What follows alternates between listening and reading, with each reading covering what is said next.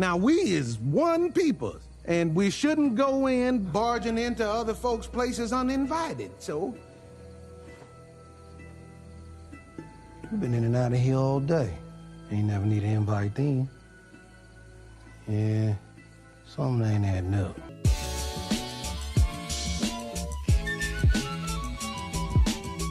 And what is happening, folks? Welcome to another episode of Nerds at Night. I am your fellow nerd, Blake Money Blake Weather. How is everybody doing out in podcast land?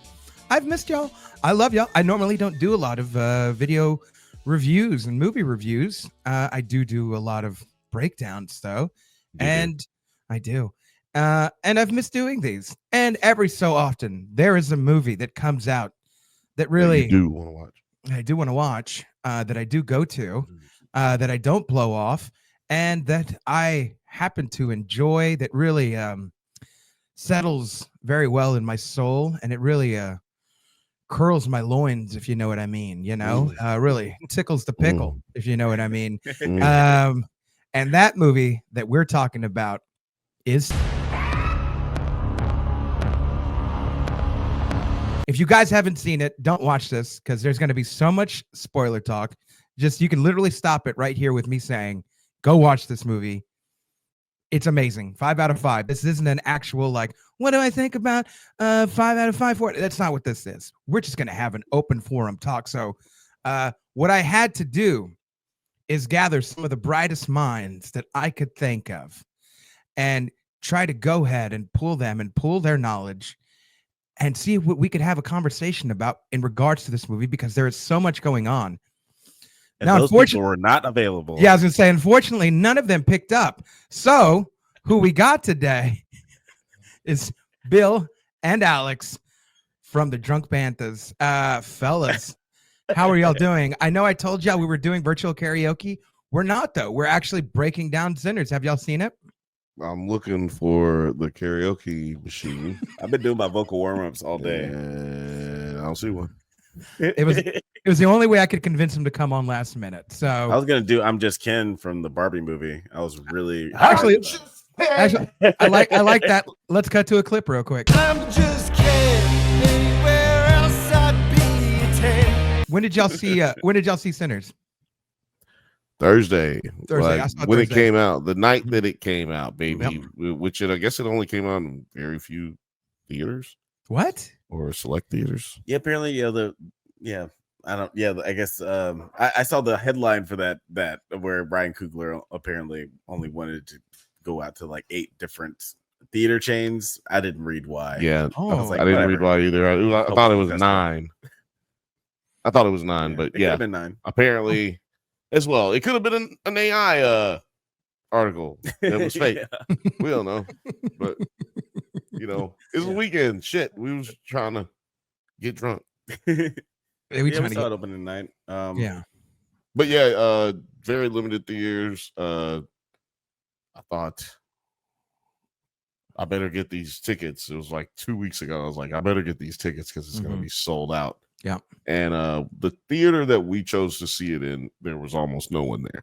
Yeah. But but we went to see it, and if anybody who has a Regal theater that has an ice interactive or ice immersive theater, we saw it at one of those. So Is that not like a lot a of people. is that like a 4D type deal or what? Not quite as immersive, like not quite as intense. Like your chairs don't move or anything. They're just like little things that they do to like interact like your peripheral vision. So it just seems like your experience. You're encapsulated within the movie instead of just being watching the movie. If we had closer seats, I feel like it would have been a little better. Yeah, maybe.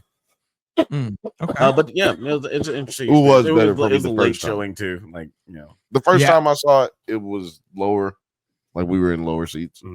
So yeah, I would say that would have made it better. Okay. I don't know. I don't know anything about this, but I'm going to take your word for it. Sounds amazing. I also saw it Thursday at about 10:30. Okay. And then I got out of the theater and it was 1:05 and I was like, Jesus Christ, this movie's long. No, the trailers are wrong. Don't let them. Oh shit! don't let them trick you, Blake. I know. They gave I you hit the wrong 36 button. minutes of My bad. trailers. No, it was long, but it didn't feel like. I watched Nosferatu. That movie felt long. Like I looked at my clock multiple times throughout that movie, and I enjoyed it. You know, like I enjoyed Wait, it. But I which also movie? Nosferatu. Oh, right. Like that movie is actually like long, and it Yeah. feels long, but like not in a bad way. Not I was like looking at my clock, like what time am I getting out of here? But I was like, Jesus Christ, when's it? Where's Nosferatu? Where's he? Where is he? I also asked that question during this movie. I was 45 minutes in. I was like, "Oi, where are the Nosferatu? Where are they? Where's the vampire?" Where is the vampires? I didn't know what kind of movie it was about. So when I saw it, I was like, I'm fine with everything that's going on. I saw less than Alex did about the movie. Almost no trailer for me. Okay. Nice. And golf clap. Yeah. Yes. You're welcome. You're welcome. You're welcome. You're welcome. Oh, you're welcome. Yeah. And I was like, yeah, let's see what's going on. Yeah, get me with this shit. Now I will say that first jump scare. What was the first jump scare? Oh, The rattlesnake. First, as soon as the bitch stops talking, introducing the song, the movie, like as soon as the bitch stops doing the narrative narration, and then boom, I said, well, that's enough for me. I don't need no other goddamn. I guess this is a scary movie. Ooh, seems like he probably like, ooh, it seems like a rom-com. I'm gonna enjoy this. This would be good. Motherfucker walk me in the church and then I get the jump scare. Hold on. I do want to. Oh, go ahead, Alex. No, I was just gonna say, like, we already gave the spoiler warning, right? Yeah, I've already said that. Again, everybody, Yeah. we love the movie. Go watch it, and then if you haven't seen it, don't watch any further past this point.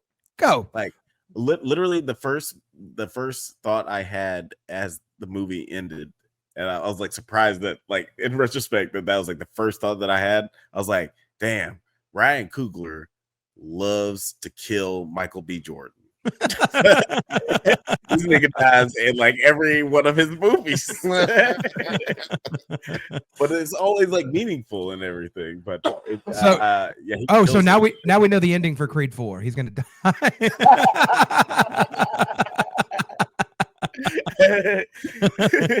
I was like, hey, let me just direct the last one. And I'm gonna have somebody shoot you in the face in the first 30 minutes.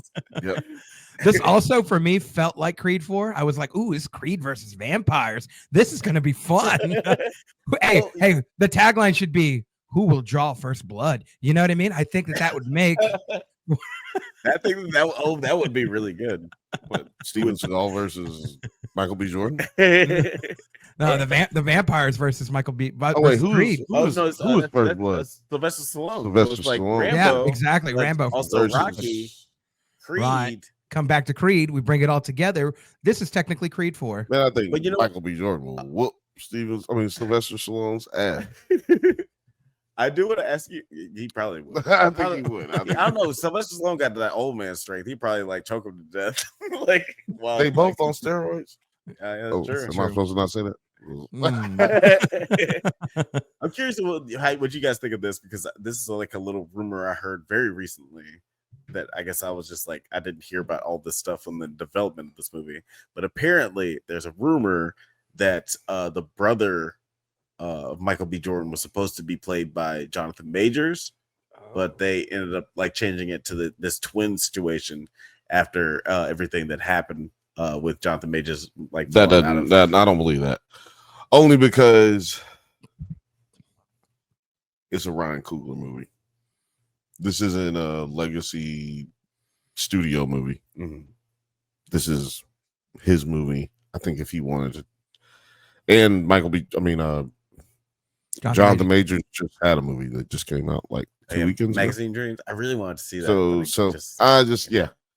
I like I've always said, there's no such thing as getting canceled. It's just no such thing. Louis C.K. is a great example. He should very much so be canceled. But even in the most extreme cases, like that's the reason I bring him up is that's not what happens.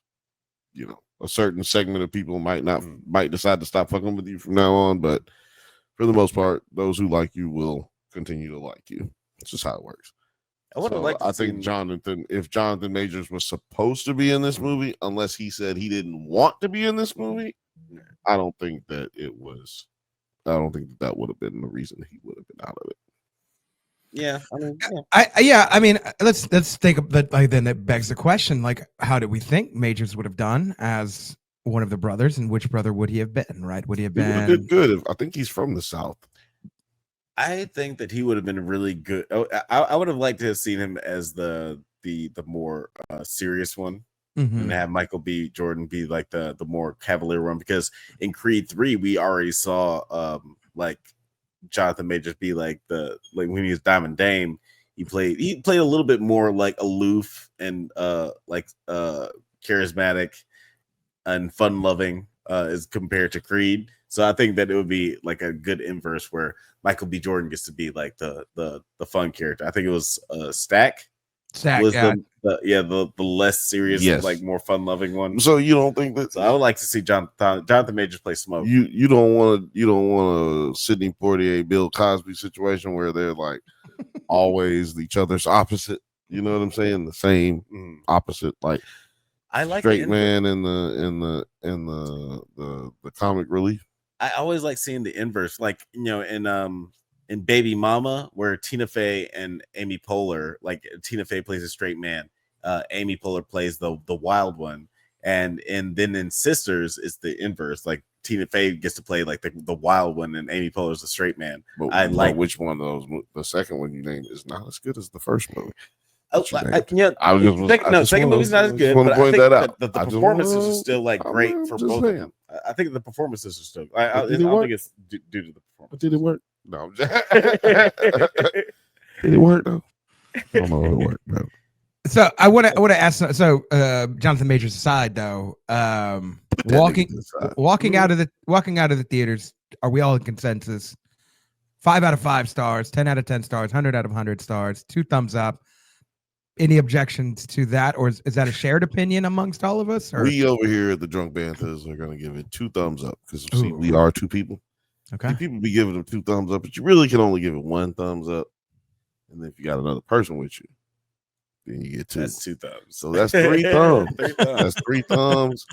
And so Nerds at Night gives it 3 thumbs up. That's right. Drunk Banthas gives it 2 thumbs up. That's right. And so to me, that is 100%, I guess. I do have one. There was one plot hole. Yeah, go ahead for it. Let's go. This is where we're here Let's for. Get the plot holes out of the way, man. Let's talk real. Let's get the negative out of the way because we're gonna. Yeah. Let's talk real. Let's get to their shits, man. Let's cut to a clip of it. All right, we don't have a clip. We don't have a clip. But what was the point you wanted to make? Oh, you'll have a clip by the time we get this up. You actually do have a clip of it. It's you can't play it.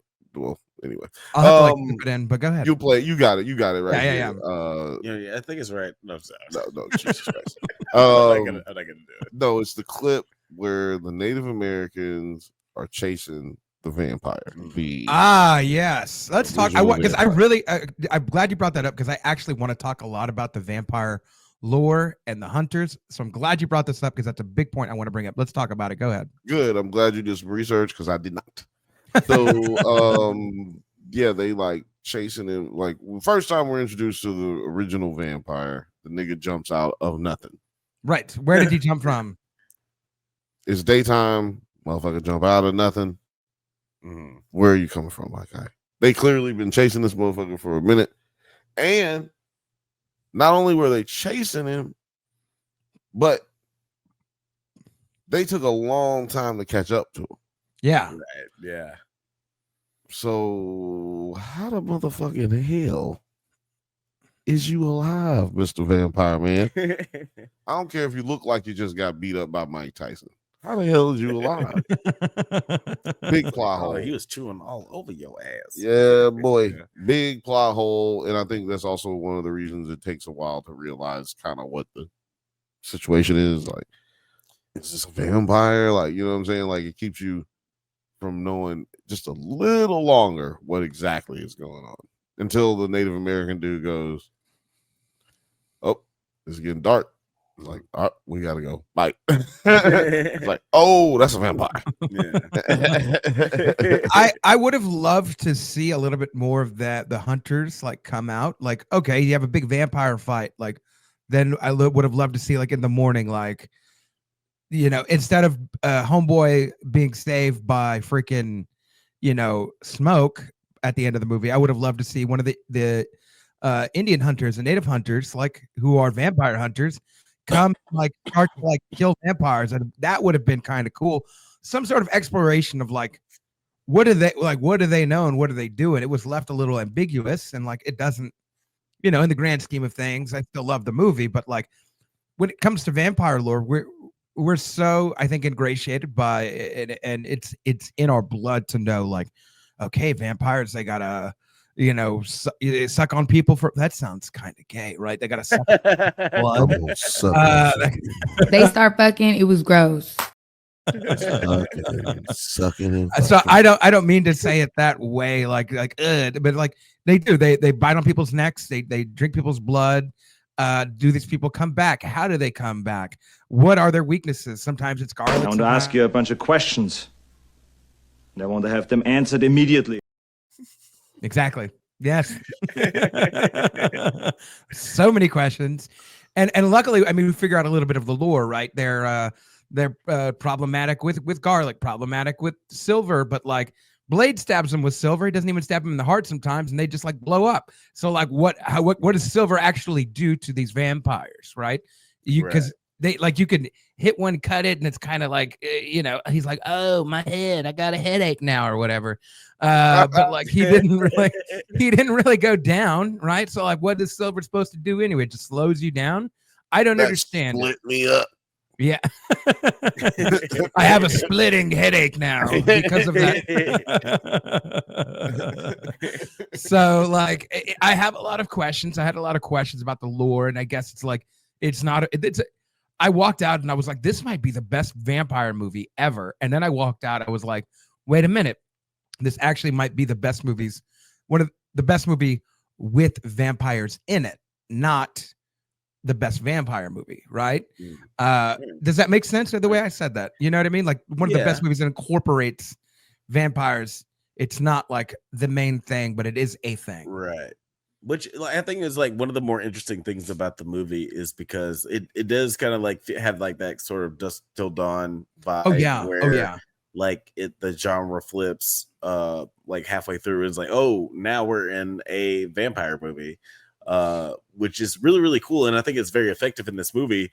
In fact, and like I would have like totally watched a movie about just like the first premise of this movie. It's like, yes, oh, these two gangsters who like used to like be the shit in Mississippi, and then they went to Chicago and they stole from like they insinuate that they stole from Al Capone and the Irish mob. Yes. And like stole all this liquor and money and moved back to Mississippi. Like I would watch a fucking HBO I want that movie. Give me that movie. That. Yeah. Give me that movie, Ryan Coogler. Show about this right now. Give me that movie, Ryan Coogler. But it's even more interesting. But it's even more interesting, like have it be like about like this movie, like where they have to open this juke joint in one night.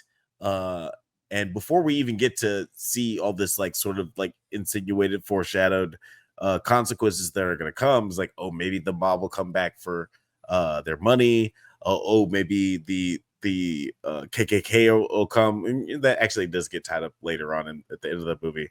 But all that's sort of like not even the biggest threat, because now we have this supernatural threat that perforates everything right when everybody's feeling awesome, like right when everybody's having their best night of their lives. This is the best night of our lives. Yeah, I had something in my eye, so I couldn't pay attention to what you were saying. But the movie was good. No, I'm joking. That movie was good. What else? What else you want to say? Good ass movie. Good ass movie. I will say this too. Again, go back to the vampire thing. It was rather interesting. I've never seen an Irish vampire before. Like that's kind of new, right? The guy's an Irish I guess you've never vampire. seen Angel. Guess you've never seen True Blood. Nope, never have. Angel's great. Next question. So is True Blood. True Blood's okay. You know what? Do me a favor, please. Get out of here. Get out of here, man. I don't want to My hear none hand of that was shit. hovering. My hand Brought was to you by hovering right over. Coca-Cola. My hand was hovering right over. I don't want to hear any of I that. was shit. about to hit it. I Right. said I have never seen an Irish vampire. I don't care what other people have seen. Yep. I have not seen this, and it was unique to me. I did really like. We got some river dancing in this motherfucking movie. Was that character or the actor Jack O'Connell? Was that the name of the actor? Man, he was really good. He was He's super really good. charismatic. I don't know and- where this guy's from, but he does stuff. Where they find? Look, this is my thing. How you find a vicious, cold-blooded ally vampire? This nigga's like, hey man, why he hate you? I love you. I But got just a let me solution. bite you. But just let me bite you real quick. I got a solution, man. Look, you start rolling with me. We can go over here and kill Whitey. Let's do it. God dang, man, come on, man. In the words What of Black better way Sheep, for you to kill Whitey? you kill Whitey. We yeah. he said, matter of fact, we gonna get through killing y'all. We can go over there and kill him anyway. We just gonna Right. go over there and kill him anyway. Why don't you just come on with us? Yeah. It's like, hold on, man. This guy, he's one step away from saying Black Lives Matter. Come on, y'all. Black Lives Matter. Why don't y'all come on outside and let me bite your neck? Yeah. let me get a little. Let Daddy get a little taste real quick. Why don't you come on outside and let me bite on your neck? Let me nibble on your neck here, right there. It was. I thought that was an interesting conceptual thing, right? Of like making him Irish, because obviously, like in that time, like Irish people are not as accepted as like actual cool. They're not like just weren't cool. really They can't white. settle in. Yeah. They weren't really white. They was Right. really black. They put him in the same category. In the Yeah. census, they put them in the same category. There was a certain discrimination to them as well, and I thought that it was interesting choosing that, like choosing. Okay, you're gonna make him that. That's interesting choice. You hear Everything. that, Irish? You hear that? You used to be us. You used to be us. Okay. On that note,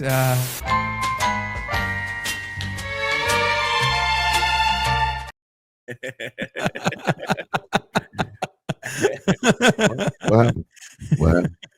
I You want to did- ask this question though. Where the hell did they get the fucking instruments? Like, did they just go to like a vampire Walmart at night and just like, we need a banjo, we need a fiddle, we need a guitar. What do you got? You know what I mean? I Like, assume where did that they had those instruments in their house, like those two racist, like that racist couple. They just had that shit in their house. Mhm. Every race, we all know every racist white person Has a fiddle, a banjo, and a seven- guitar. from the 1700s to the Present 2020s. day. Uh-huh. Yeah, to the 2020s, every racist white person has a banjo and a blow jug in their fucking house. Yeah. What else are you doing all day? Everybody knows that. See where they live? And at least one broken violin. Just one broken violin. How else can you write racist songs? Duh. How else? Duh. I will say, like, What am I supposed to that- use? A banjo? I mean, That's excuse me. Yeah, a banjo. Fuck it. that's one of the more like interesting things about the concept of the vampires in this movie is that they seem so loving, Right. like they are actually like that's one thing that Brian Coogler really does really well in a lot of his movies. Obviously Killmonger and Black Panther, he's able to create these like really sympathetic villains. It was like, this is the first time where like being a vampire makes it doesn't seem like you're like completely Like it's a bad you know, thing. you're just basically like a nocturnal zombie or whatever. Right. Like in this, it seems like you're totally within your wits. You're still the same person, and you're just like, oh man, now we're all like have this collective hive mind, and we all just want what's best for everyone. We just have this like commune hippie vibe. Just let me eat you first.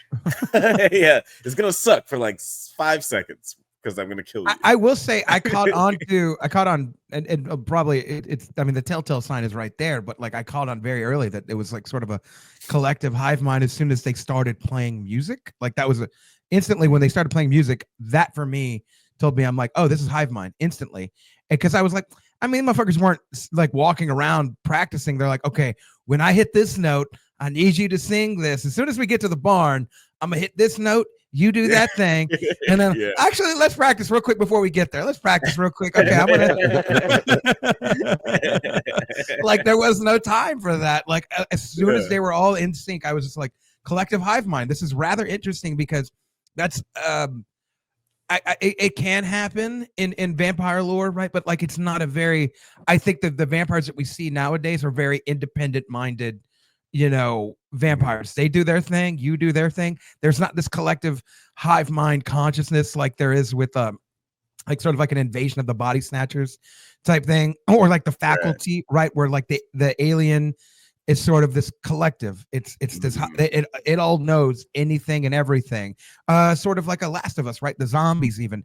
It's this collective consciousness between all of whoever's infected, right? That's not so much I think in popular modern vampire lore, right? It's usually the one is the one, and then they got to kill. And Blade's, if that was the case, Blade be like, I'm gonna go kill the one, and then we're done here. I have no more job. Like I'm in the void now, like because I have nothing else to do.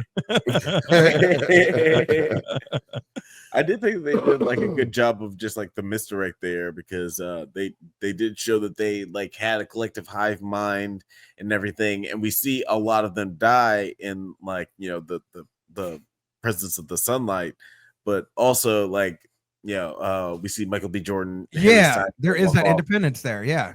Right. It's like, oh, well, they didn't all die just because he died. They all died because they were exposed to the sun. Like, Haley Steinfeld and Michael B. Jordan were able to survive because they left. It kind of was explained. Yeah. It's definitely explained. Like, I just like thought it was like clever where like if you, initially you could be just like, oh, they all died because they all have this hive mind, but then but I mean, he got hit and they all were like, they felt it, and I was just like, I wonder if, as we see, Stack and Mary leave, like I wonder if as they were running away, like they felt an impact too. Is this a radius thing? Is this a collective conscious thing? Like that is sort of a little shifty right there. If one feels one, it's just another. It's just another plot hole. Just another. There could be plot holes, and maybe there's something on cutting room floor that explains everything that we have issues or questions about, you know what I'm saying? And especially as far as whether or not they had a reaction to his silver face injury, right? Putting it in a nice way. When he got split in two different directions. No, I mean, if it's just an injury, so many more. If it was just an injury, could he have had silver teeth? Like it might have hurt his teeth a little bit, but he's like, it's not going to kill me. It's not going to kill me. Yeah. So like, it's sort of weird. It's sort of weird to have a couple of these questions, but like also, if it was a lesser movie, I would need them answered before I'm like, this can be a better movie. The movie is still great despite all of this like obscure vampire questions. Like I need specifics. It actually doesn't matter because the movie itself is so fantastic, right? Like the performances themselves are so fantastic. I think even as minuscule and as small as choosing Saul Williams to be the preacher dad, and a lot of people don't even know who Saul Williams is. I've been watching Saul Williams do Def Poetry Jam since like 2008, 2007. This guy is an incredible, like, what do they call it when like you just sort of freestyle poet with there's a term for it. I can't think of it, but I'm going to play a clip right here. Whereas the quantized drum has allowed the whirling mathematicians to calculate the ever-changing distance between rock and stardom, we do hereby declare reality unkept by the changing standards of dialogue. But yeah, again, even down to something like that, the detail in this is so incredible, and one of the most I think impactful scenes of the movie, one of the most touching scenes of the movie, and I'm already saying it, and I think you already know what it is. When Sammy's the singer, when he sings, when he does that whole musical number, when he breaks out the guitar and starts singing, and it starts to have this like ensemble of Preacher Boy, when it has this ensemble of dancers collectively from the past, the present, the future, this, that, the choreography of that, the cinematography of that, the music with it. I watched that and I literally sat back and as I didn't, it was my first time watching it. And as I sat back, I remember looking at the screen and it cuts to the embers, right, going into the sky. And I was just like, like it like almost aligns up with like, I'm in this drug-induced state of like ecstasy because of this scene. So powerful. It's probably one of the most powerful, I don't want to say just musical numbers, but scenes in cinema in like the last like 20-25 years. Like I'd put it up there in the top like 5, top 10 for sure. Like just that scene alone should make somebody fall in love with movies. It is such a touching and incredible scene. Pass the buck to y'all. What did y'all think about that scene? I'm hyping it up so much right now. I mean, I personally, like when I was watching the movie and like you're watching this scene, I had a weird moment where I felt like I was like, just like sort of teetering back and forth on like, as this was unfolding, I was like, is this stupid? Is this like a little bit, is this like corny and a little bit too much? But wait, corny? Like, yeah, like okay, I thought you said horny. That too. There's some horny moments in this movie for sure. There's horny dance scenes. Yeah, but I was just like, okay, yeah, okay, I feel you. Yeah, like as I was watching, it's like, oh man, I don't know if this is dumb. But like as it was like unfolding, like as it just, I don't know, the way it was presented, the way that the camera moved, and the character, like these different like elements from ancestors from the past and the future, as they mentioned, were integrated throughout the dance scene. I was like, man, all right, Ryan, if anybody else did this, it'd probably be really fucking whack. It's fucking whack. If Baz Luhrmann does this, it's probably fucking dumb as shit. Yeah. But Ryan, you fucking stuck the landing. I appreciate it. I mean, and even to give credit to that, Baz does something similar in The Great Gatsby. There's a similar scene where he does it, and it's incredible. I just think this is better. I think that this is just better. The time to think of the timing of the choreography of what it takes to do a shot like that, to get people in sync and in cue, and you have to be playing cards pretending you can't see these other people dancing around you in whatever sort of costume that they're in, and then you have to be in your costume and dancing full-fledged, and then you have to be over here and you're dancing also too, but you're modern now. You don't even recognize that all these other people are dancing around or whatever's going on around you. Like the intense focus that you have to be in that scene, and then be the director and be like, all right, let's do it. And then they didn't get it right the first time. Somebody fucked up. Somebody was just like looking at somebody like they're like, damn, and Ryan's like, hey, look at the fucking cards, or do whatever the fuck you're doing. Stop that right now. I will punch you in the ear right now. The intense focus to have that scene and have it play out the way it did. I think that scene is absolutely, that scene made me fall in love with the movie. And then I'm like, movie, it's like when you go on a date with somebody and like it going good 1 and 2 and 3, and they're like, all I have to do, don't fuck it up. Just don't fuck it up. It's gonna go good. This could be really, really good. Just don't fuck it up. Like that's it. That's the way I thought about the movie. I'm like, just don't fuck it up. If the rest of the movie just goes the way it's going, don't fuck it up. it's gonna be great. This is gonna be a great movie. Yeah. But that scene made me fall in love with this movie. Yeah, that scene was definitely a cornerstone. Definitely the part where, like y'all are talking about, that scene, but when we see the electric guitar player, and I thought, well, okay, that's all we're gonna get, and then to your point, we get more and more and more, and it gets kind of corny. Why can't it just be corny? It can be corny. It gets kind of corny, and then but that I like that because if I'm not mistaken, that's supposed to be the Isley Brothers guitar player who is like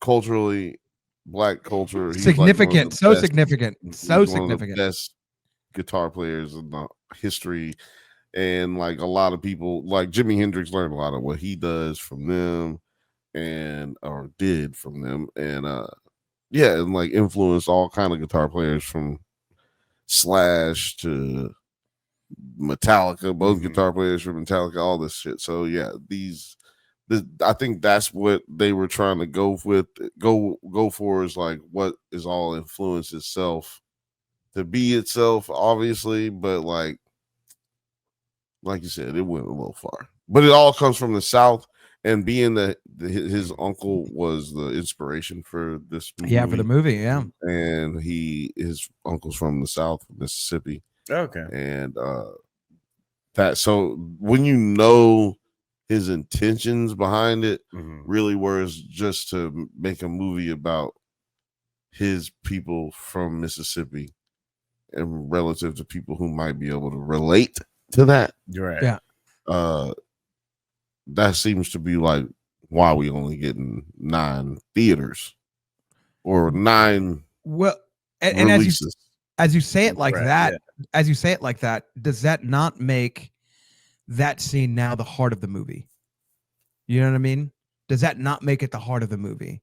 Does that not make it the beating pulse of like actually? No, I don't think it's the beating pulse. I think it's like a slither, right? It's like a skit in the middle of an album, like a hip hop album. If you listen to a hip hop album, they got some skits every once in a while, and to me, that's what that was.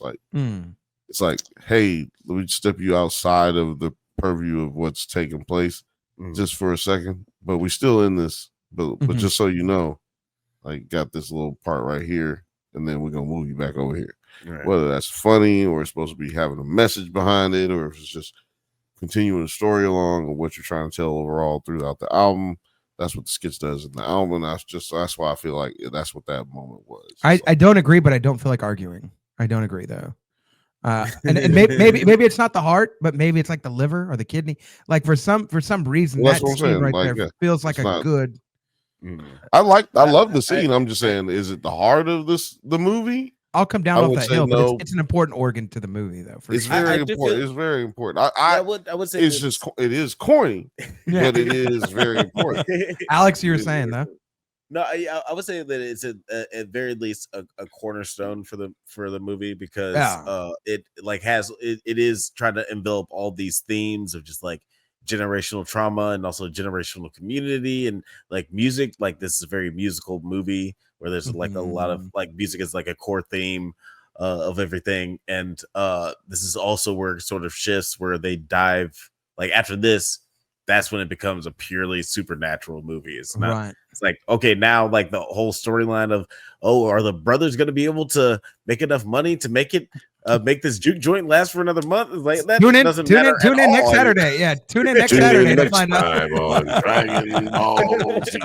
Because at the end of the sequence, that's when the vampires come over the hill. I never thought to myself I never thought to myself that these dudes that's what this movie was going to be about. In the sense that, like, when he asked, when's the last time y'all cleaned these floors? And the dude was like, we just cleaned them. And he said, well, what? And what was on them? And he's just like, never mind all that. I thought y'all was here to get some business done. It's like, why didn't you answer that question, sir? That's a very easy question. Dead bodies on that motherfucker is what it was. Yeah. And I was like, why is this motherfucker being so sweet? That's suspicious. That's weird. Tell you something, people. If it's anywhere before Nite 1999, then if it's a movie being filmed or a TV show being filmed in Mississippi, Mhm. and a white man is walking up to a black man and just talking to him regular, something suspicious is going on. Yeah. Okay, Suspicious. Terrible's gonna happen later. Yeah, Mississippi Suspicious is as not fuck. like that. That is Yeah, not how it suspicious is as down fuck. there. All right, Yeah. especially you going back in time. Period pieces. No, man. I want to ask a question, and this may be I've not heard a lot of podcasts talk about this, but is this a movie for everyone? Just because it's released for everyone and everyone enjoys it, is this a movie for everyone, or is this actually a movie for Coogler to make a point to say, Black people, like this is something that is important to us, and this is an important part of our history that we should focus on. And if people don't get it, they don't need to get it. But like this is something that's important for us because the vampire analogy and all that stuff. We've got the racism mixed in. We've got the KKK mixed in. What are your thoughts on that? I've not heard anybody even come close to even talking about it or attempting to try and see if there's an answer for that. What do you think about that? I mean, I think that for sure that this is just like I feel like this is a story about American history, like for sure, like it's an American culture, yeah, okay. And musical culture, and just like being like more than anything, like of course, like this is a predominantly Black cast, and there's a lot of Black people here, but I think this shows more than anything, especially with the vampire characters, that like we are just like so much of a community. Like we're all going through this struggle together. Like this is American culture. Like this is the struggle of Americans. So I thought that was like a really cool part of this. And it's also just like sort of tragic how that sort of gets diluted along the way, where you know, everybody has like these different like, you know, sub segments of like oh, you know, I'm only gonna rap for these people. Oh, I'm only gonna rap for these people. It's like, but you know, we're all just like communities. Like they're like the first hippies, really. Like in the 1930s. It's kind of crazy. Like these vampires are like sort of these hippie they're like culturists. Peace and love, but let me bite your neck real quick. It's gonna be okay. It's all gonna be good. So I really love that aspect of it. Billiam, your thoughts? My thoughts. I thought it was interesting that Ryan Coogler had this, not just an Irishman, it's just like this dude is a dancing, singing Irishman. Right. You know what I'm saying? Like he's a performer. He's a performer, yeah. Got a shillelagh. He's got a shillelagh. He's only been biting the musicians of Mississippi. Yeah, like you're going around biting musicians, getting people who can dance and sing, because you can only have the memories. You know what I'm saying? Like they gotta have right. So he's like, yeah, I gotta go in and get this flavor, and that's why he's looking for. Samuel. Yeah, so he wants Samuel so he can get his juice. He's a literal culture vulture. He's a culture nigga. Yes. But actually, see where I'm trying to get me some that, nigga. You see where I'm trying to motherfucking get to. I'm trying to tell you, I'm trying to put y'all on game with this shit. See, y'all don't want to listen to me. You know what I'm saying? Somebody hit my goddamn music. God damn it. Where's my shit at? Oh, yeah. God.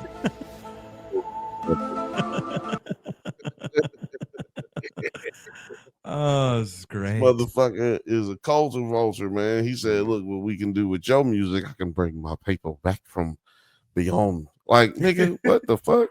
What does that? Yeah, what does that mean? What are you talking about? Hey, bro, brush your teeth. They're sharp, bro. Do something, dude. Damn, leave bro, me alone. Hey, you got some red in there, bro. Hey, bro, damn, bro, get some baking soda, nigga. Goddamn, ooh, bro. Ooh, brother. Ooh.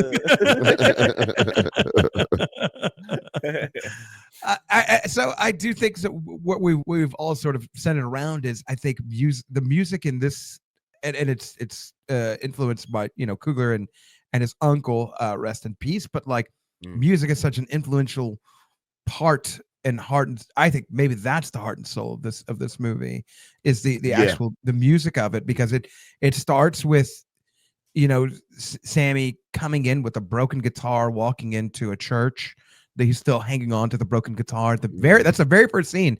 And I will say this too, and I want to come back to this. I realized then and there, this movie's not I thought it was a Michael B. Jordan movie. It's not a movie about him. The movie's about Sammy. It starts and ends with him. And I thought that was a really cool thing that at least the trailers left out. I didn't know this was a movie about Sammy. I thought everybody probably thought this was a Michael B. Jordan movie. Yeah, but look at Sammy. And also, and then look at this nigga right here. Also, just like fun fact, like look at this dude, and then virtually identical right now. Virtually identical. Who is who? Who is Michael B. and who is Money Blake? When we made everything. No, not you. But look at Sammy, and then look at this dude. Like, who you gonna run on? Who you running on the marquee? Right. Obviously me, or aka Michael B. Jordan. And the picture of you bobbing around with the Michael B. Jordan body and just your head. I'll figure it out. Just bobbing around. But the actor, I think his name is Mike Colton. Yeah, I'll find it. I'll find it right now. I'm looking it up. He was apparently, this is his first acting job ever.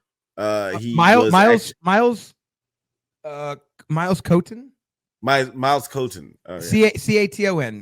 Caton. Okay. Catton. Miles Catton. Exactly.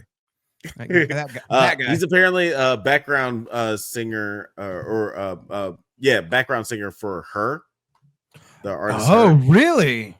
And she is the one who recommended him to Ryan Coogler for. That's interesting because he did not sing well in this. That's interesting. Shots fired right now. But so this is his first acting. That's suspicious. That's weird. So this is his first acting role. I thought that was maybe that's what it was. He was acting. Yeah. Well, okay. On that note, to be fair,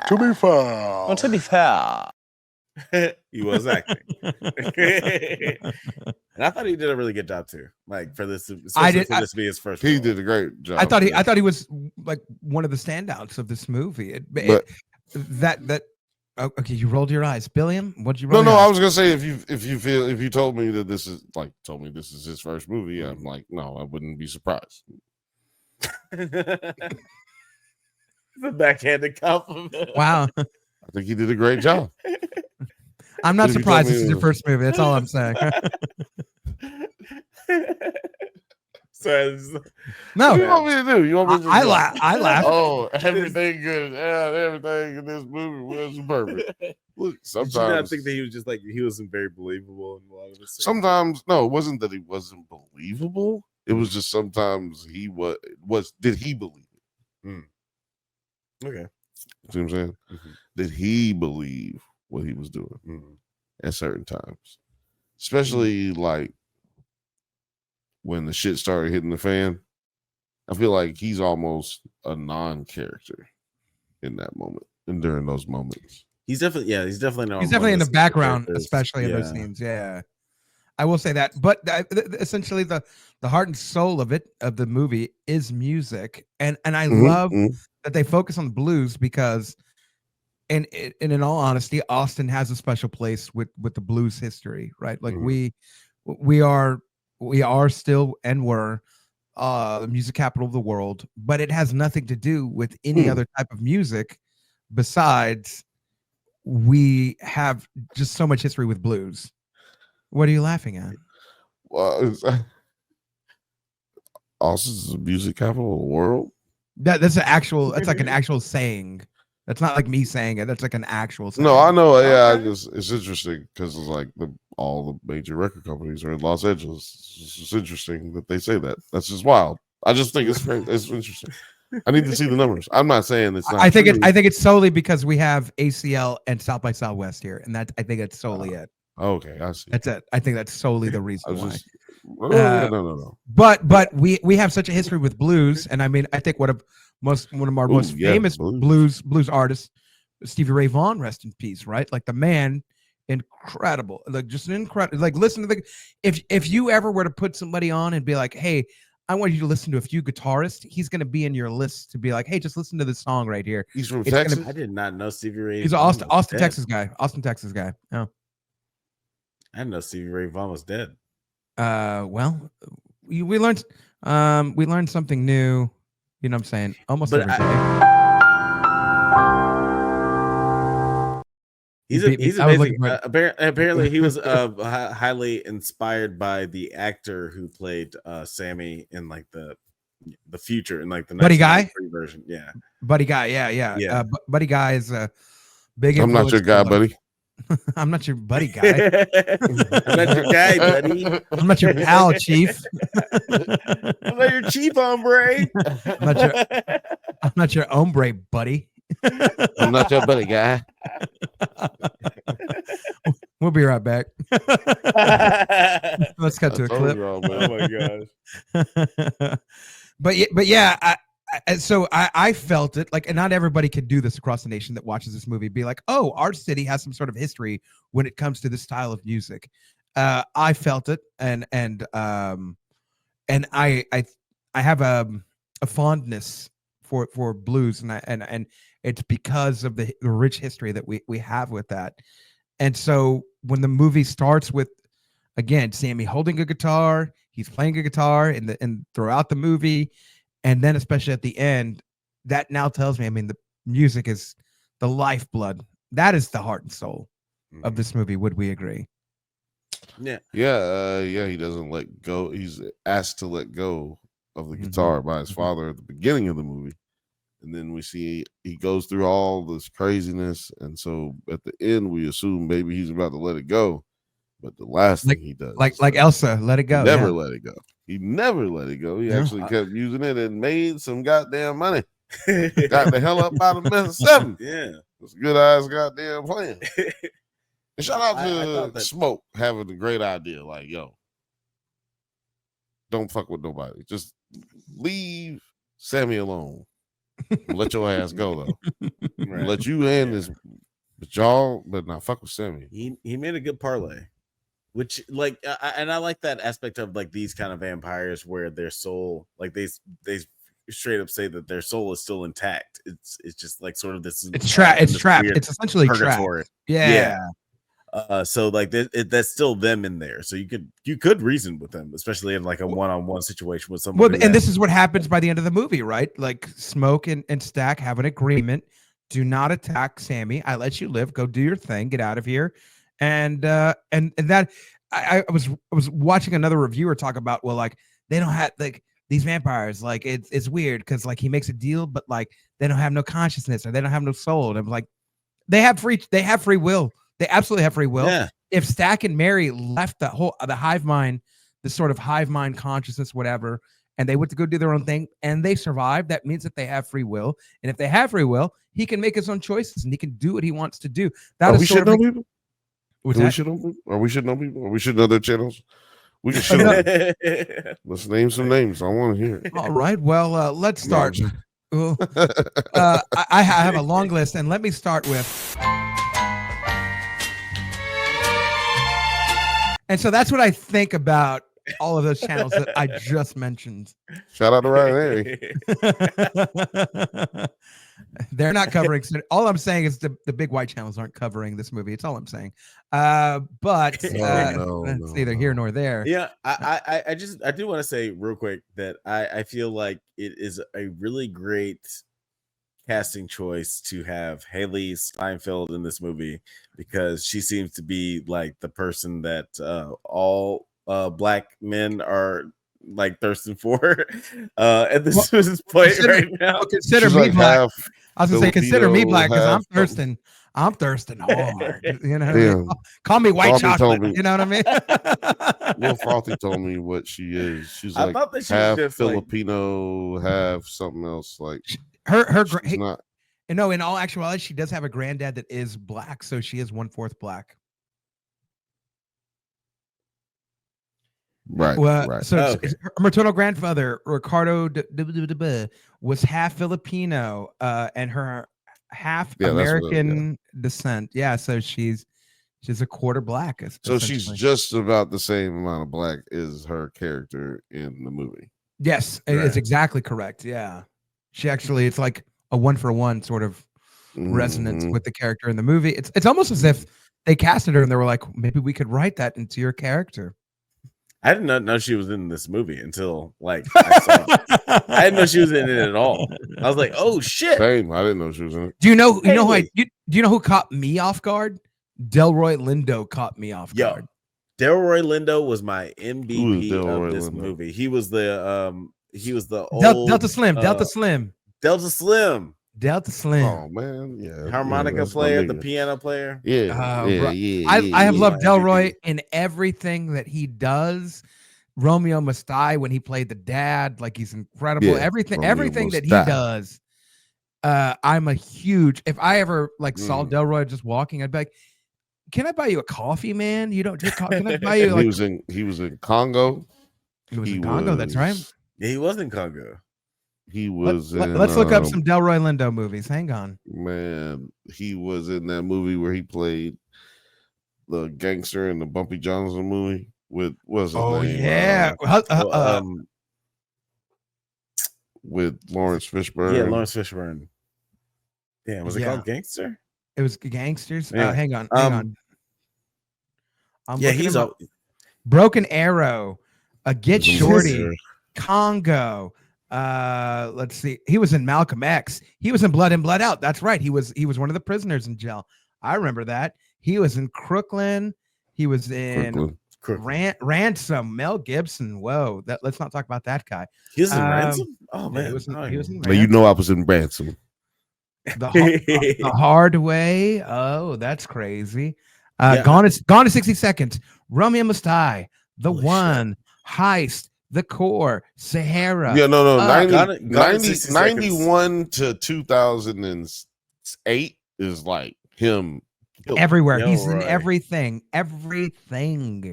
This guy's in. Yeah, like I thought his performance was really great. Sorry, isn't he in Five Bloods? Yeah, he's in the Five Bloods too. Yeah, I think he got nominated for a Golden Globe for his performance in that. He's really good. He's always amazing. I thought he was the Five Bloods. Yeah, that's right there. I see it. And he was really good in this movie. I thought he was definitely my favorite performance, and I loved his character and just like, especially like just talking about like like I don't know, like he was just comedic and also tragic. You can see how he does the same thing every week, but just basically for alcohol. And that's what kind of coerces him into that's how they pay me. That's how they pay me. You know what I mean? They pay me a call. Look at they give me plenty of food. and they give me plenty of food and they give me all the corn liquor I can drink. What am I? I'm drinking actual corn liquor right now too. You know. But I will say this scene where he gave him an Irish beer and it was like such a big deal. Yeah. You have to transport yourself back and be like, oh, that's right. Like fucking you can't get an Irish red ale anytime you want. Like there ain't no Total Wine in 1932. You know what I mean? Also, like, no refrigerators, and that's what they had them in. Like that's what the other thing. They had them in coolers. They had them in little coolers. Yeah, boy. Yeah, I loved his performance. But one thing that I did not like. Oh, here we go. Oh, go. About Let's go. his character and like is like a weird trope that happens in a lot of movies. Like just to compare it to Rogue One. The sacrificing thing. Yeah, where Sal Guerrero is like, you guys go without me. I'm gonna stay behind. It's like I'm gonna die. You okay? don't have to. You really don't have no. to. I have to. I have to die right now. This is a moment that I have to die. You don't understand. And they don't try to make him into a vampire. They just eat the goddamn shit out of him. Like. It's like, goddamn, you're not going to turn him? I thought we were all about a community and turning everybody, but they didn't. Well, why you pulling me? I'm right. Just fucking kill that nigga, like for no fucking reason. Delroy clicked the button right there. That was weird. Delroy, you had to. I don't know. You didn't have to die. You don't have to click the button. Though. But Alex, you had a question for Ryan me. Coogler. Damn you! Alex, you had a question for me, and what was that question? Yeah, I was just kind of curious what your favorite scene from the movie was. Who's your MVP of this movie? So I can answer both questions. Actually, yeah. Are we saying outside of the music scene that I had Euphoria in throughout the like again, I legitimately mean it when I think that that's one of the best scenes in movie history that I've seen in the last 25 years. Like that is my favorite outside of that scene. Like, so we isolate this, not the musical portion of it. One of my favorite scenes in the movie. That's a tough one because it's like then we have to segment to, is it when the brothers are hanging out or is it when they're doing their thing isolated? You're doing a great job of stalling. I ain't gonna give you, I'll tell you. Don't ask me my last name, right? It's not Stalin. You know what I mean? I do think one of my favorite scenes was when Smoke goes to visit his former lover, and he puts the flowers in the thing, and because we get a lot out of that scene that adds into the rest of the movie. There is and it probably could just be, I'm going to be honest, could just be with me. Like, I'm not with my child's mother, but there is sort of this like, will they, won't they? Is this, isn't they? What's happening? Is there hate? Is there love?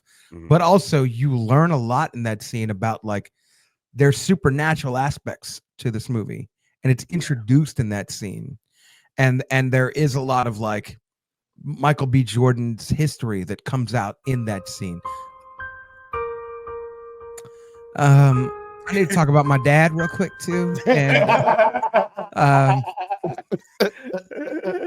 he didn't text me on Easter or anything like that. Y'all just bear with me for a minute. One time my stepdad hit my mom, and it was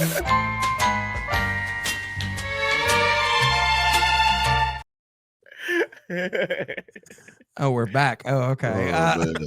Now, for me, that was my favorite scene, honestly, because a lot of things still come back to that moment. That moment doesn't hit that moment. If that moment never happens when Annie dies, it doesn't hit as hard. If that moment never happens when he's with his kid and Annie at the end, and we're going to assume that he died from a bullet wound, that probably could have, let's be honest, that could have been healed. But you got shot once, bro. I've seen a movie where guys get stabbed and shot more than once. Right. Bitch. Have you met? Yeah. Have you met Riggs? I've seen the Expendables. Listen, these guys can get shot a lot. You know what I mean? But without that moment, none of the rest of it makes sense. If you don't have that moment, the moment when Annie sort of predicts her death by casting lots and sort of shooting out all the little items in her little Yahtzee cup, you know, and sort of figuring out her own demise. Even when she dies, that moment doesn't have as much impact. And the moment at the end, when he's sort of reconnecting with them, that moment doesn't make sense. None of that actually has valuability. And I think that because of what it resonates with me personally, that is my favorite scene. But my MVP is still Delroy Lindo. Put him in anything. Put him in anything. He could be a beggar on the street in the movie. He's still gonna be funny or something. Like nobody cares. Like it's Delroy Lindo, dude. Yo, smell anything? I think I shot myself. Maybe not everybody knows his name, but you've seen him in something, and you're like, oh, he's cool, or he says his cool line. Stepdad in This Christmas. What's that? The stepdad in This Christmas. Oh, Jesus. He is the stepdad this Christmas. Yep, he is. I forgot about this that. Christmas. And his name is Joe Black. That's kind of racist. Like, let's not do that. We give him a better name. Oh no, wait, that's not a what's I was like, isn't it a Tyler Perry movie? But no, it's not. It's not a Tyler Perry. But yeah, that's my favorite scene. That's my MVP. Let's round this out. Billy M, favorite scene, MVP. Let's round this out. Favorite scene in MVP. I'm gonna go. Favorite scene is technically not a scene from the movie, but scene from the post-credit scene. Oh, Ooh. okay. Talk about it. When the credits came, huh? My favorite. Yeah.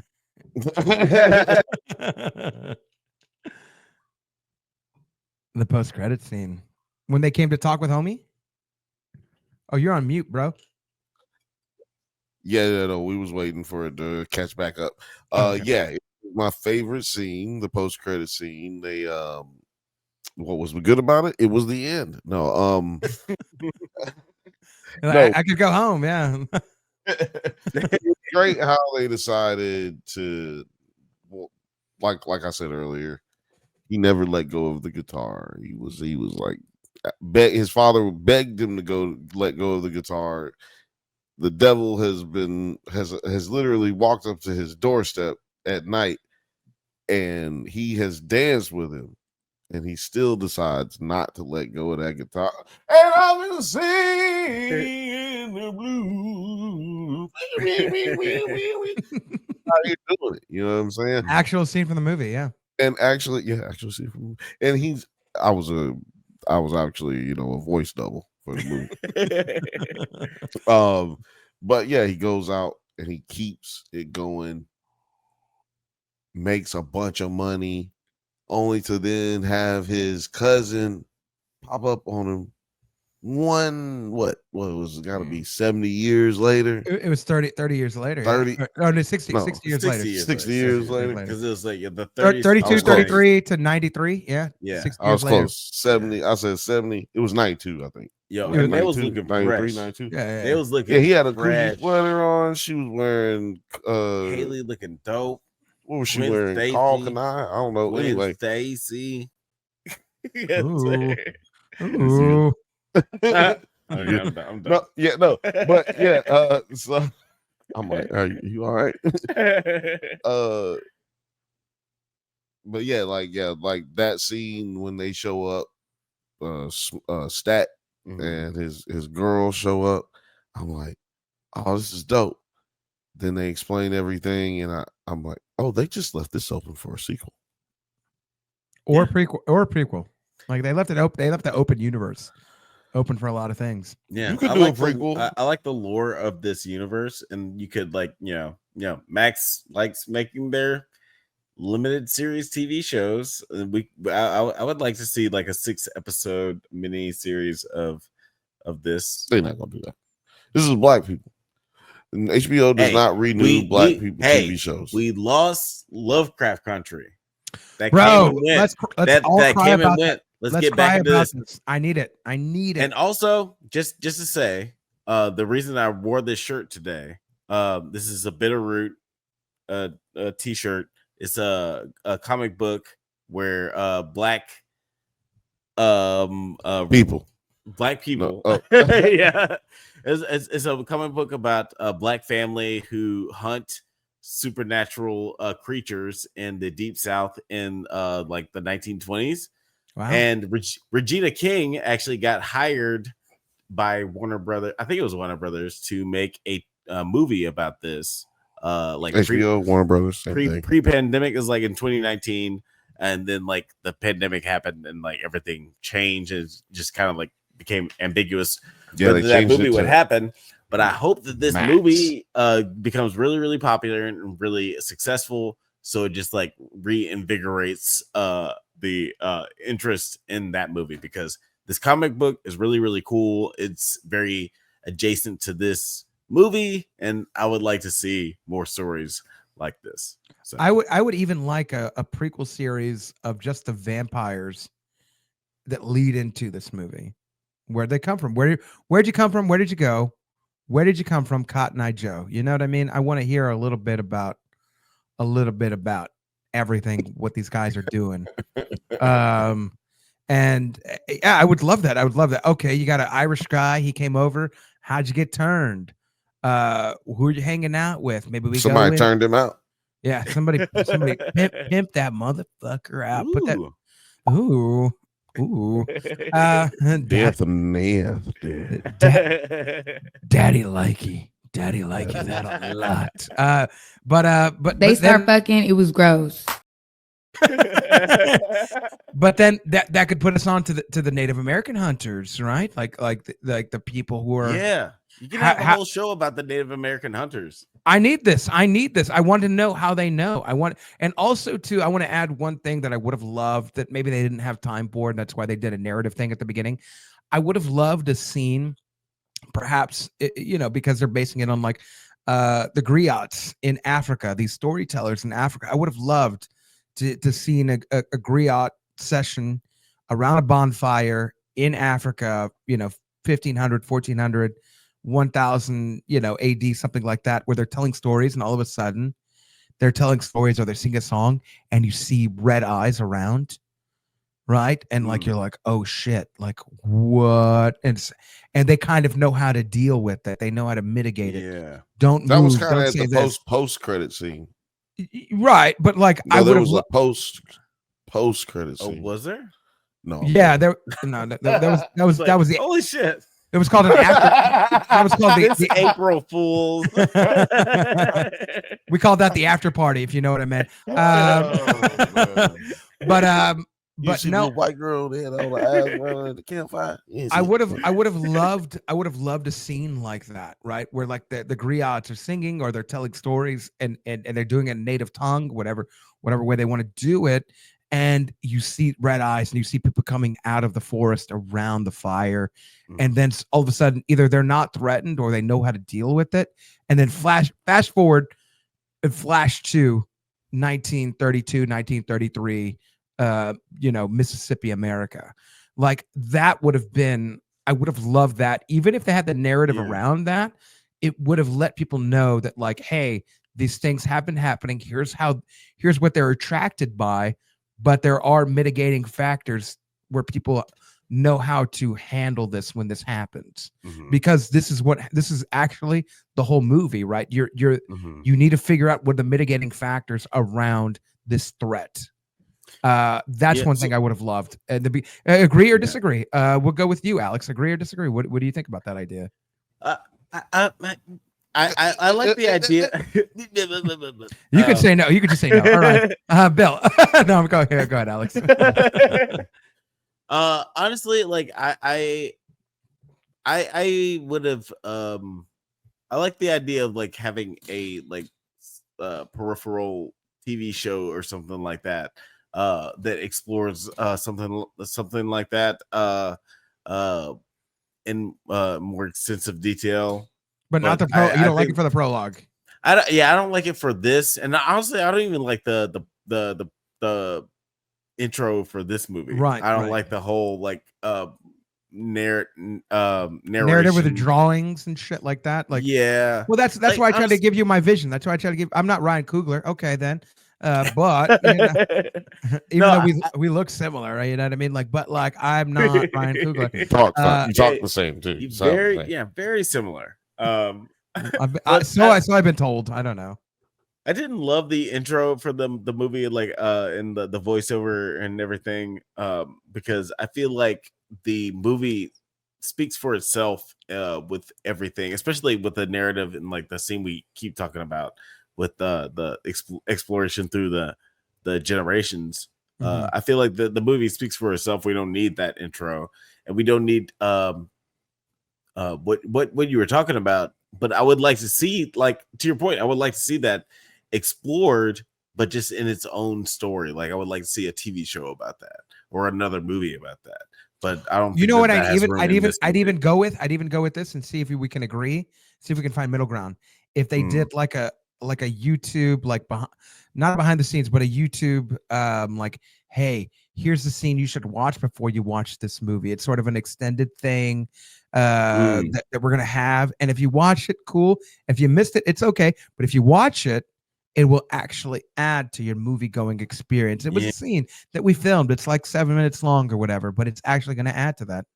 Sons of Anarchy did that, like I think for like season 4, where they had like these like inner in between seasons Bits, things. right? Yeah. Like if you miss this, that's cool. But if you watch it, They had something it's for gonna each add character. a little bit something. They had for something you. for each main character. Like, hey, this is what this character's been doing. This is what this Right. character's been doing. Yeah. Right.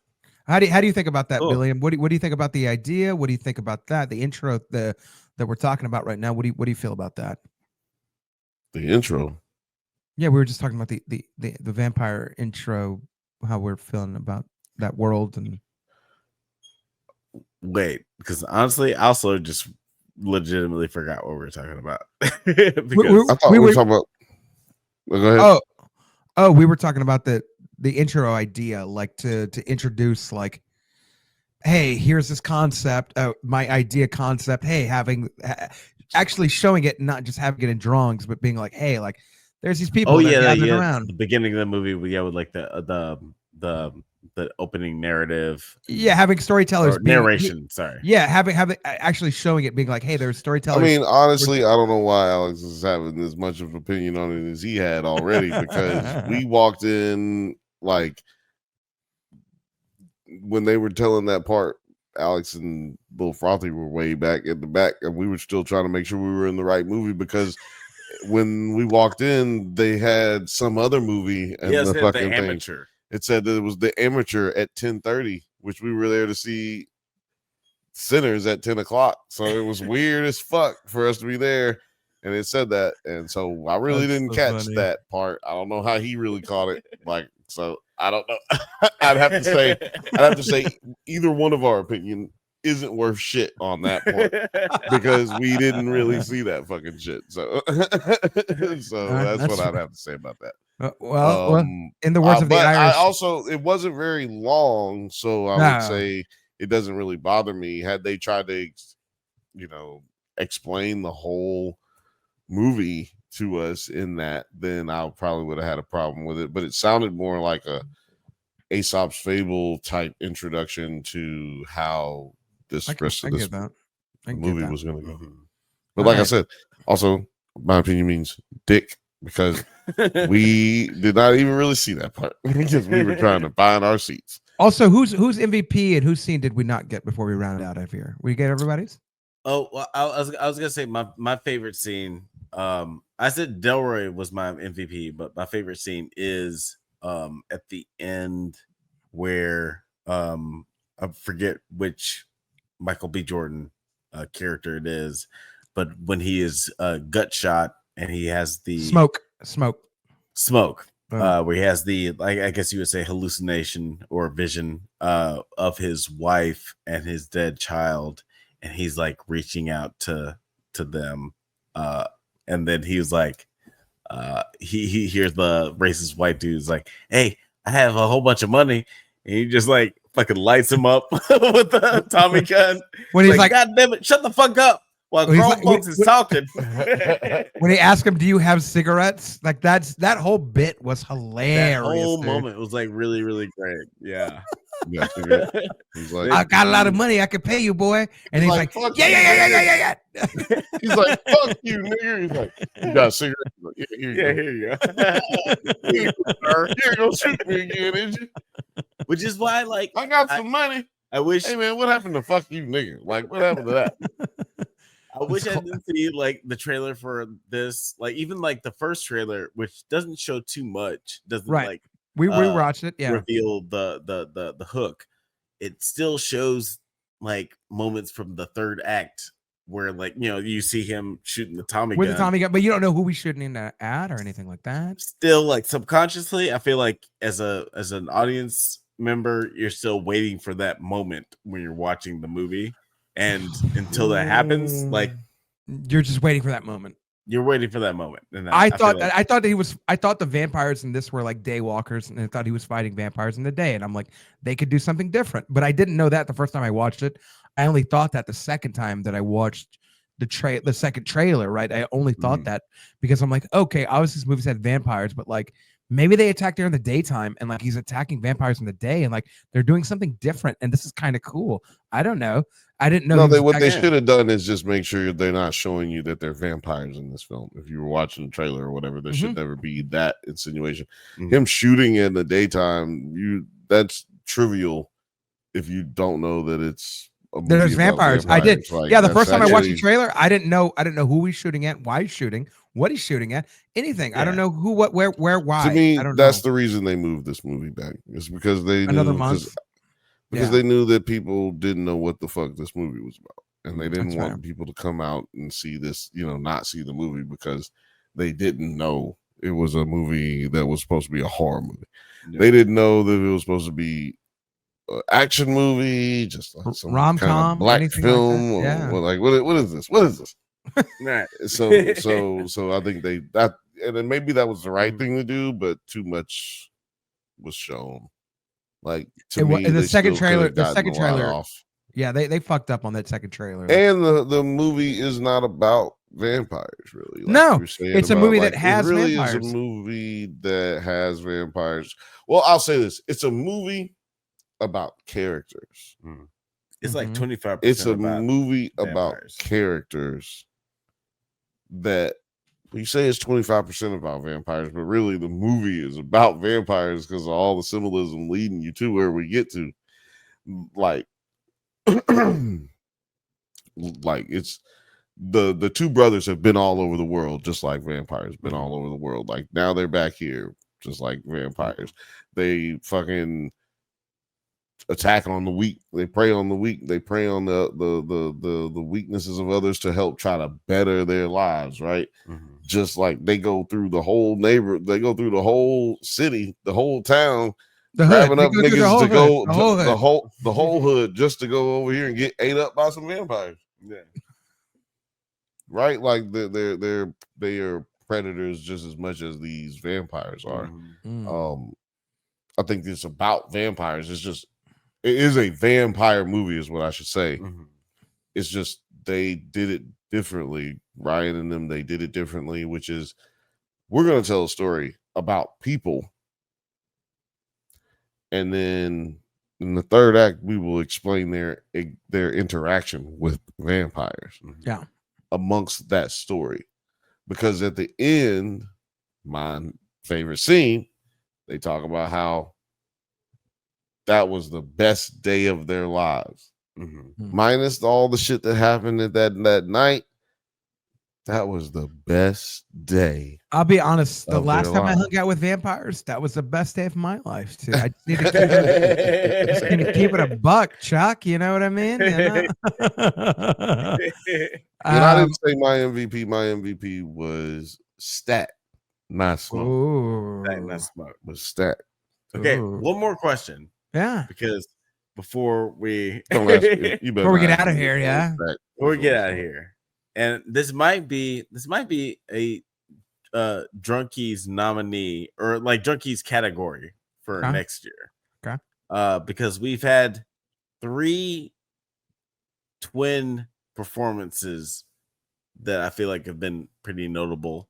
We had Robert Pattinson and Mickey 17. Mickey 17. We had Adam Scott in Severance and Michael B. Jordan in Sinners. Who would you say is like your favorite like twin performance so far? I haven't seen Severance, and I haven't seen what's the other one? I haven't seen Mickey 17. You haven't seen Mickey 17 yet? Okay. I bought a ticket for it and I never watched it. Severance. What twins in Severance? Oh, not like twin performance, was like opposite, like dual performance. Adam Scott. No, we're not doing that. If it's either a twin or it's not, can't do that. We're talking. Okay. We're not gonna do what it's not, what it isn't. All right, That's what I'm saying. Can we ask the question? Does it hold? That's what I was about to hit the does it hold up button. I was dead ass. Thought you. Is there a was about to button say for it? does Do we hold have up. it here? Oh yeah, Can it's we right press here. it? Press It it. takes a while.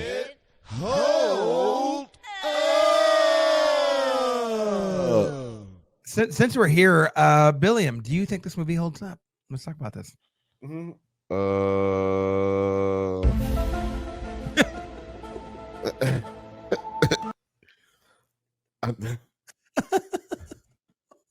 I do think this movie holds up. I do think this movie holds up. What do you think, Alex? Does this movie hold up? Alex, does this movie hold up? Too soon. Too soon. Too soon. Only time will tell.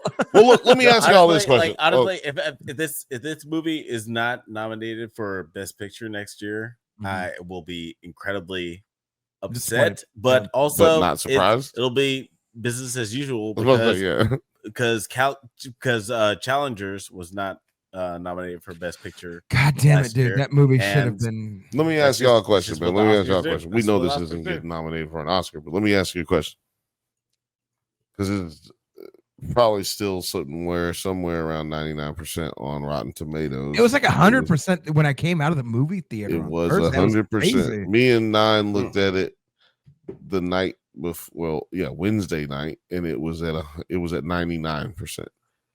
And one guy had some critiques that were really the same that I've already gone through, but he gave it a C+. I was like, God damn, dude. Fuck you. C+. I was like, Jesus fucking Christ. Like, but the C+ for the reasons that I just named. Yeah. Like, we had basically the same, like, not enough white people. I get it, man. Or Mexicans. I get it. I totally like, you know, listen, what? I have the same objections.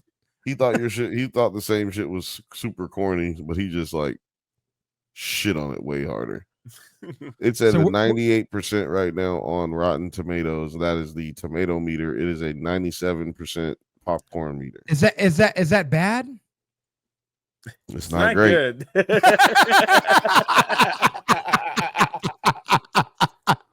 We did it.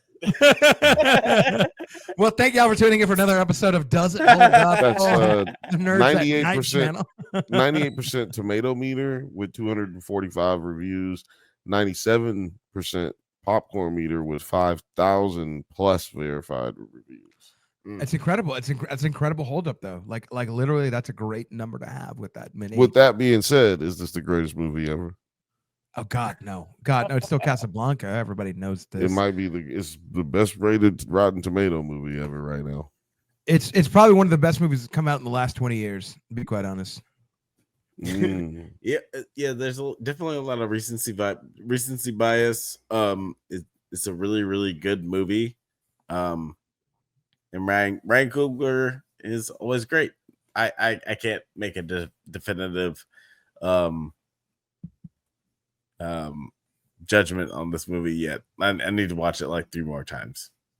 Well, luckily it'll be out in theaters for a few more weeks, so you have time. It's definitely the best movie of the year so far. Yeah, yes. Best movie of that the quarter. I can say.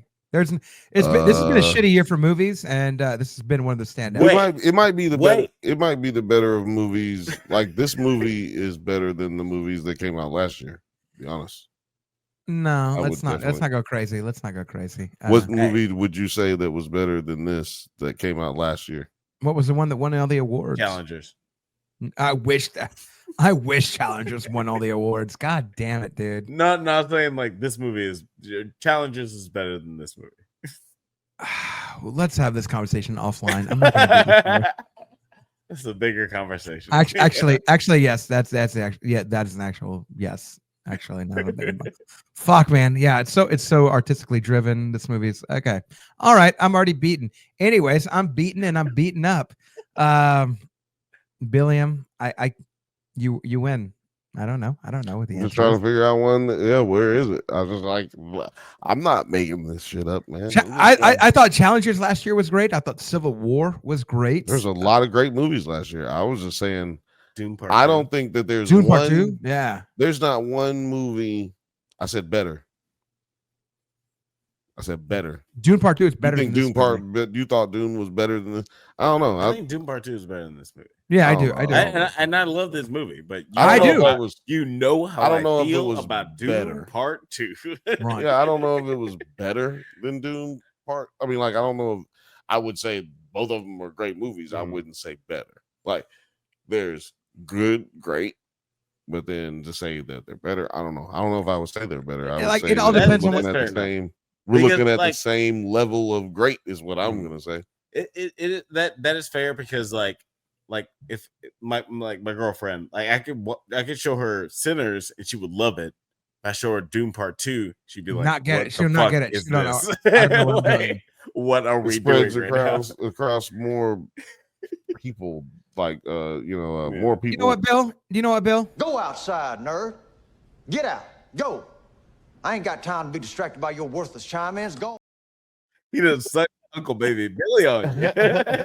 Baby Billy, Uncle Baby Billy. Bias guy. You know I'm not a recency bias guy. Like I'm not the type person that's like, oh my God, this is the best movie ever. Mm-hmm. I'm not saying it's the best movie ever, but I just figured I'd ask y'all since the internet is saying it is basically.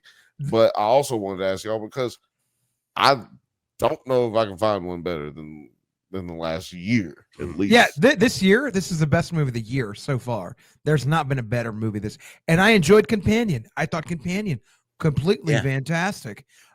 This movie has bombed it out of the water already, and I still think Companion's an amazing movie. This isn't to say like a movie like that is not great. This movie is just so much better. Yeah, this movie's way better than Companion, and I really, really, really like Companion. I had such a good time with that. I had such a good time with that, and I loved Mickey 17 too. Like, I need to watch it. I want to watch. I had a ticket to watch it. Didn't go watch it. Yeah, we're not even halfway through the year yet. But like Mickey 17 and Sinners are like my top two this year for sure. We do definitely have a weak year of movies so far, but let's see. How that's just because it's going to get crazy the rest of the year. Yeah. Superman's coming later. Oh yeah, Thunderbolts. Don't forget Superman. Fantastic Four. It's about to get It's about to get nasty. Bucky. My people fucking wild in this motherfucker. My peepee's about to get real hard, y'all. Need y'all to know that before it gets too hard. It's about to get bucket fucking wild. It's about to get real. Before it gets too hard, let's go ahead and quietly exit the show, but not in the quietest of ways. Billiam and Alex, where can people find y'all if they want to reach out to y'all? Where can they follow y'all if they want to hear any thoughts about movies, TV shows? Where can they follow y'all? I'll tell you where you can find us. In the hood. You can find us on the Drunk Banthers channel and the Nerds at Night channel every Monday on the Drunk Banthers podcast.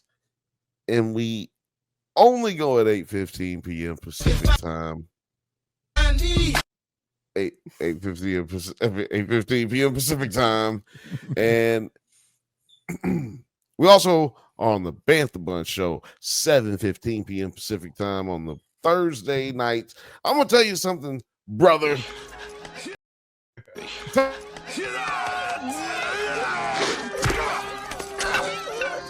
Take that message to your people. Again, another scene straight from Sinners. This is great. What else? What else can people find out about you? Take that message to your people. Yeah, this is Sinners. This is the end of Sinners right here. Yeah, that's great. And you can find me I guess every Monday all the 8 same p.m. thing. Pacific time on the Drunk Panthers podcast. I'll be here. We be in the same place mostly. We be where we be. Yeah. And I'm at where I'm at. Bitch. Run and tell your vampires about that. And also if I call vampires, if I call them vamps, is that racist? I don't know. I don't know. I thought about this today. I was like, should I call it vamps? It kind of seems kind of racist. I'm not gonna do it. Go outside, nerd. Get out. Go.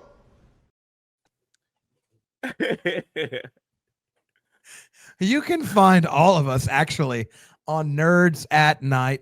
You can find this beautiful duo of a couple. Again, not the brightest. They just answered the phone call tonight. They answered the bat signal. You can find them every Monday. Every Monday, rain, sleet, or snow, just like the UPS or USPS. UPS don't be doing that, but USPS they sometimes be doing that. You can find them here every single Monday, breaking down your favorite movies, favorite TV shows, and on Thursday you can hang out with Billiam himself, the man, the myth, the legend. You can hang out with him on Thursdays during the Bantha Bunch. You can also hang out with all of us if you enjoy this interaction on the Drunk Banthas as we do episodes of Does It Hold Up? where we We gotta review. get the NWO theme song. Yeah, well, we Bounce. need to, NWO theme Wow. song has got to be for the Bantha Bunch. and then I'll just fucking, We I'll just gotta fucking do go that. like this the whole We time and be gotta like, do that. boom, boom, Too you know what I mean? Sweet. About to wolf pack everybody in this bitch. Yeah, I was NWA Red. What's up? NWA Red is what's up. Yeah. That's where you fire. want to be. You're Yeah. wearing NWA black and white, dude. You Get might out as of well. your mom's house. Yeah. Get out of your mom's fucking house, you fucking weirdo. God, man, You we might- need to have a whole podcast Stop. episode about the Stop. PlayStation WCW Stop. Thunder video game. Stop. Stop. Like, we need So to talk about that. Things that they will do on the Drunk Panther show. And that's when I told him I wasn't there for January 6th. I was somewhere else. It's You know what? completely I'm glad you cleared that weird. up. It Glad was you cleared completely that up. weird. But anyways, Yeah. go follow Billiam and Alex on the Drunk Panthers, which is part of the 9 Nerd Yards, Nerds at Night, Drunk Panthers family channel. Go ahead and follow all those channels. Thank y'all so much for tuning in. I'm thinking about starting a family channel. Yeah, we'll talk about it. We'll make more babies. That'd be great. But in the meantime, though, I appreciate y'all for tuning in. And whether it's morning, evening, afternoon, whatever time you're listening to this, I do appreciate you. And until the next episode, I will see ya. Peace.